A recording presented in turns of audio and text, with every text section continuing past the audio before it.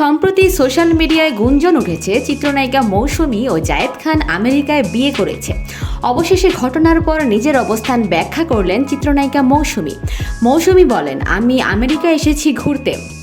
সম্প্রতি জায়েদ খানকে ঘিরে অনাকাঙ্ক্ষিত ঘটনা ঘটে। স্ত্রী চিত্রনায়িকা মৌসুমীকে হয়রানি ও বিরক্ত করার কারণে স্বামী চিত্রনায়ক ওমর সানি এক অনুষ্ঠানে জায়েদ খানকে চড় মারেন।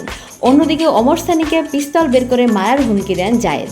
এই ঘটনা সামাজিক যোগাযোগ মাধ্যমে তুমুল আলোচনা ও সমালোচনা তৈরি করেছে। তাদের বেশিরভাগেরই প্রশ্ন ছিল, এই ঘটনায় মৌসুমী কেন মুখ খুলছেন না। আজ প্রকাশ হওয়া অডিও বার্তায় বিষয়টি নিয়েই কথা বললেন মৌসুমী। 2 মিনিট 23 সেকেন্ডের সেই অডিও বার্তা প্রথম আলোর কাছে এসেছে। সেখানে মৌসুমী বলেন, আমি মনে করি আমার প্রসঙ্গ টানার কোনো প্রয়োজনীয়তাই ছিল না। আমি জায়েদকে অনেক স্নেহ করি, অনেক ভালোবাসি। সে আমাকে যথেষ্ট সম্মান করে। আমাদের মধ্যে যতটুকু সম্পর্ক সেটা অনেক ভালো সম্পর্ক। সেখানে আমাকে অসম্মান করার প্রশ্নই ওঠে না এবং ওর মধ্যে আমি গুণ ছাড়া অপ্রীতিকর কিছুই দেখি না। ও ভালো ছেলে, সে কখনোই আমাকে অসম্মান করেনি।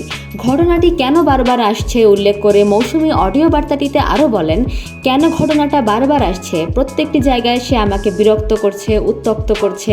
এটা আসলে কেন হচ্ছে জানি না, হওয়া উচিত না। এটা একান্তই আমাদের ব্যক্তিগত সমস্যা। সেই সমস্যা আমাদের পারিবারিকভাবেই সলভ হওয়া উচিত ছিল।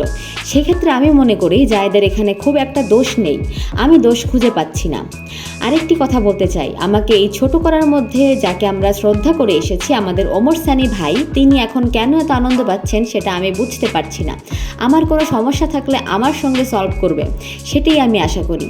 আপনারা সাংবাদিক ভাইয়েরা একটি নিউজ পেলেই সেটা কথা না বলেই সহজভাবে লিখে দেন, এটা কাম্য নয়। একটু আলোচনা করা উচিত। যেহেতু আমার প্রসঙ্গ আসছে, আমারটা আমার কাছে জানা দরকার ছিল, তাহলে হয়তো প্রসঙ্গটি লিখতেন না।